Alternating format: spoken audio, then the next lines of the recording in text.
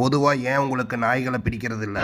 முன்னொரு காலத்துல இந்த நாய்கள் இனம் எங்க பூனைகள் இனத்தை ஆட்டி படைச்சிட்டு இருந்தாங்க.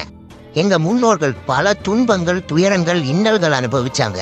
அதனால பூனைகளுக்குள்ளார ஒரு பெரிய புரட்சியே உண்டாச்சு. பல பூனை தலைவர்கள் உருவாகி அங்கங்க போராட்டம் பண்ணாங்க. அப்பதான் வந்தாரு எங்க மூத்த குறி கரீஸ். பயந்து பயந்து வாழ்ந்துட்டு இருந்த எங்களுக்குள்ள ஒரு பெரிய பலத்தை கொண்டு வந்தாரு. பூனைகள் புரட்சி படை உருவாச்சு. அப்ப இருந்து நாங்க நாய்களை நாக் அவுட் பண்ண ஆரம்பிச்சோம். இப்ப வரைக்கும் கரீஸ் வம்சத்தார் எங்களுக்கு உறுதுணையா இருந்துட்டு வராங்க. இப்ப நாய்களுக்கு நாங்க தான் பாஸ். ஆனா கரீஸ் வகைராக்கள் பிளே பாய்னு சொல்றாங்களே.